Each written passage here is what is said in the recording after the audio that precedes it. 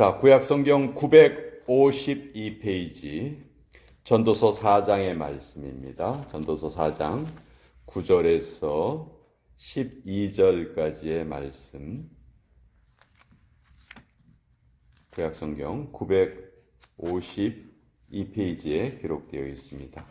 전도서 4장 9절에서 12절까지의 말씀을 같이 읽도록 하겠습니다. 시작. 두 사람이 한 사람보다 나음은 그들이 수고함으로 좋은 상을 얻을 것임이라. 혹시 그들이 넘어지면 하나가 그 동물을 붙들어 일으키려니와 홀로 있어 넘어지고 붙들어 일으킬 자가 없는 자에게는 화가 있으리라. 또 두 사람이 함께 누우면 따뜻하거니와 한 사람이면 어찌 따뜻하랴. 한 사람이면 패하겠거니와 두 사람이면 맞설 수 있나니 세 겹줄은 쉽게 끊어지지 아니하느니라. 하나님의 말씀입니다. 아멘. 자, 전도서의 말씀은 솔로몬이 인생의 말년에 어떻게 보면 자기 인생을 정리하는 그런 글을 남겼는데요. 모든 인생이 누릴 수 있는 모든 것을 다 누려본 솔로몬이었지만 그 인생의 결론은 오직 하나님을 경외하는 것만이 인생의 본분이라는 것을 깨닫고 이 귀한 글을 남겼습니다. 오늘 우리가 읽은 부분은 특별히 우리 사람이란 존재에 대해서 다시 한번 생각하게 하는데요. 사람이란 존재, 한자어로도 우리가 그 모양을 설명할 때 그렇게 많이 쓰는데 사람 인자가 바로 두 사람이 함께 이렇게 어깨를 기대고 있는 모습이라고 하죠. 아까도 말씀드렸지만 우리 사람이 혼자 살아갈 수 없다. 나 혼자 살아갈 수 없다는 그것은 하나님이 주신 정말 진리의 말씀인 것 같고, 근데 그것을 받아들이지 못할 때 저는 그것이 바로 교만의 표현이 아닌가 생각을 해요. 우리가 같이 연합하고 서로 돕고 살아가야 한다는 것이 바로 하나님께서 우리에게 주신 창조의 원리라는 것을 우리가 잘 깨달아야 합니다. 그러기 전에는요, 다 자기 성격대로 살려고 하거든요. 나 혼자 있는 게 좋아. 난 누가 같이 있는 게 좋아. 그럼 당신 혼자 있고 우린 같이 있읍시다. 이거는 잘못된 것이라는 거지. 이건 성격의 문제가 아니고 창조의 원리를 깨닫느냐 깨닫지 못하느냐 그런 문제이기 때문에 아주 중요한 내용입니다. 우리 한국 사람들이 참 그 머리가 뛰어나고 똑똑하고 뭐 하나 뒤지는 게 없어요. 그런데 그러다 보니까 서로 협력하는 데에는 좀 부족한 점이 있다. 그런 말들을 많이 하죠.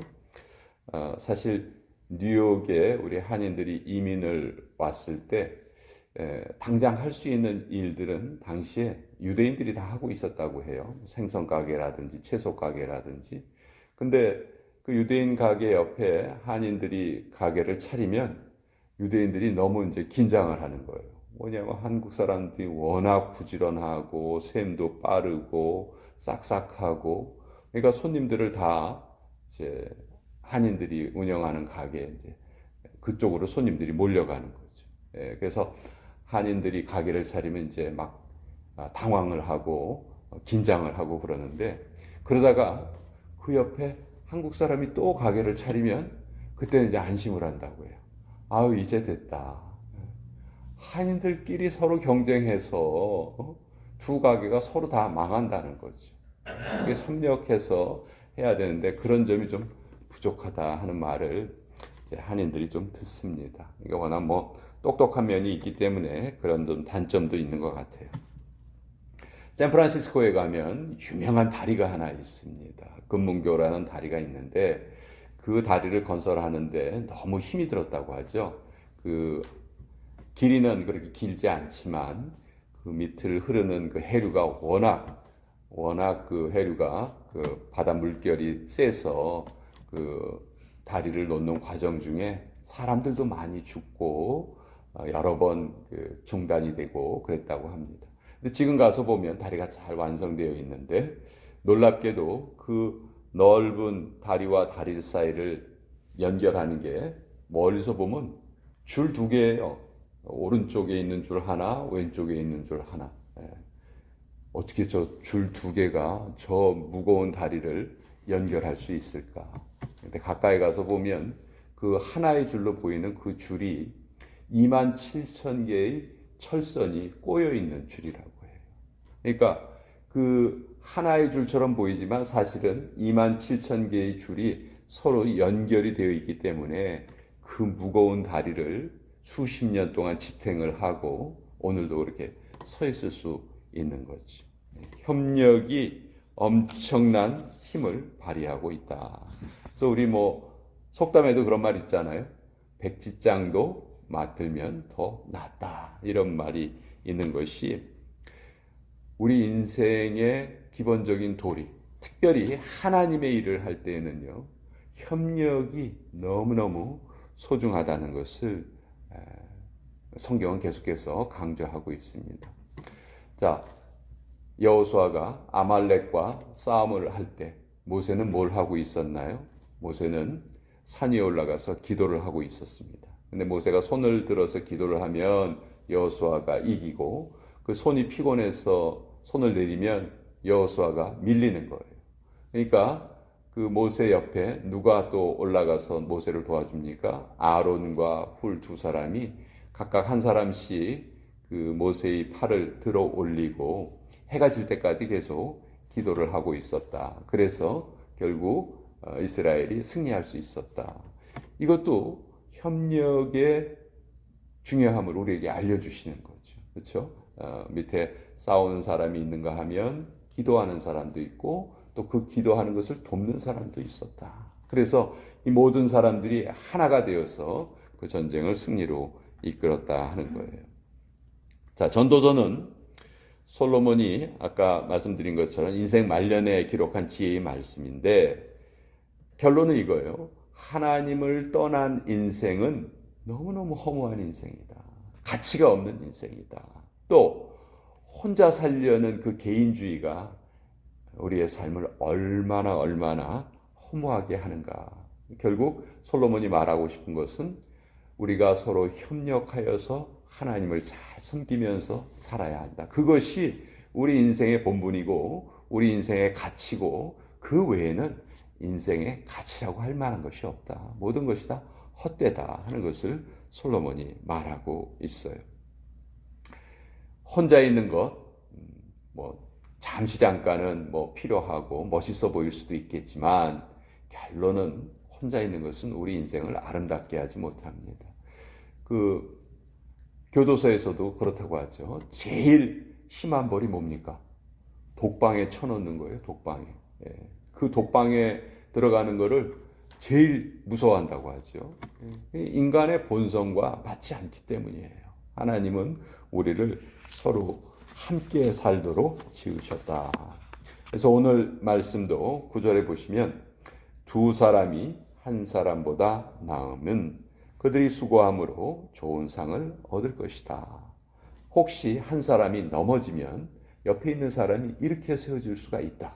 근데 나밖에 없다면, 나 혼자밖에 없다면 내가 넘어졌을 때 누가 나를 일으켜 세워주겠느냐. 그러니 항상 협력해서 연합해서 살아가야 한다. 그렇게 말씀하시는 거죠. 창세기의 기록을 보면 하나님께서 천지 만물을 창조하실 때 계속해서 좋았더라, 좋았더라, 보시기에 좋았더라. 계속 좋다고 말씀하세요. 그러다가 딱 한 번 좋지 아니하니라. 그렇게 말씀하신 적이 있어요. 언제 그런 말씀을 하시죠? 사람이 혼자 사는 것이 좋지 아니하니라. 그래서 하나님께서 아담을 잠들게 하시고 하와를 만들어 주셨잖아요. 그래서 그렇게 두 사람이 만들어진 것을 보았을 때 하나님이 그제서야 심히 좋았더라. 이렇게 말씀하시죠. 예수님께서도 전도대를 보내실 때 70명의 제자들을 전도대로 보내실 때 혼자 가게 안 하셨어요. 둘씩 짝을 지어서 보내셨죠. 소 한 마리가 6톤의 짐을 끌 수 있다고 해요. 그럼 산술적으로 두 마리가 짐을 끌면은 12톤의 그 짐을 끌 수 있겠죠. 근데 실제로 소 두 마리를 함께 일하게 하면 24톤까지 짐을 끌 수 있다고 해요. 그러니까 딱 붙여놨는데 두 배의 힘을 더 발휘하는 거죠. 그렇죠? 네, 이것이 협력의 힘이에요. 근데 요새 우리 뭐 미국도 그렇지만 한국 사회에 깜짝 놀란 게 1인 가구가 1,000만 명을 넘어섰다는 거예요. 한국의 인구가 5천만 명 가까이 되는데 그중에 5분의 1이 혼자 산대요. 정말 놀랄 만한 일이죠. 이런 사회의 풍조가 좀 바뀌어야 하는데 아프리카 밀림에서 제일 무서운 동물이 뭔가? 그 무서운 맹수들이 코끼리나 사자나 뭐 이런 것들이 무엇을 보면 도망가나 다른 게 아니고 개미죠, 개미. 조그만 개미를 보면 도망간다는데 그 개미가 무서워서 도망가는 게 아니고 그 개미가 움직일 때에는 때로 움직이니까.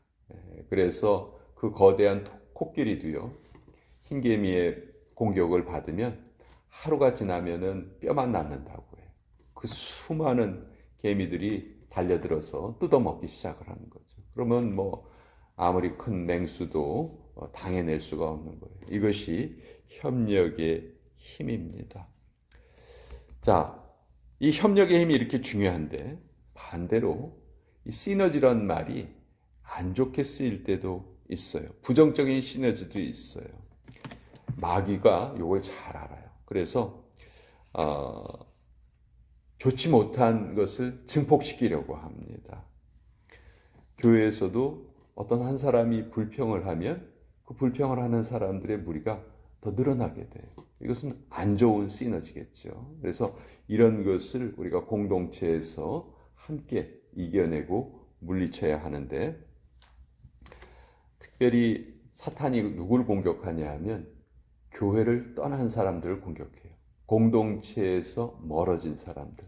안타깝게도 우리가 섬기는 이 교회 또 이 지역에도 교회 생활을 하다가 지금은 하지 않는 분들이 계세요.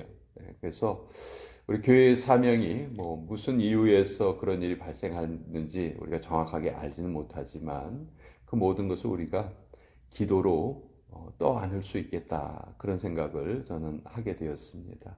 그래서 오늘 우리가 기도할 때에는 이렇게 지금은 신앙생활을 하지 못하는 분들을 좀 안타까운 마음을 가지고 그들을 위해서 기도하면 좋겠다. 또 오늘 하루뿐만이 아니고 계속 우리의 마음속에 품었으면 좋겠다.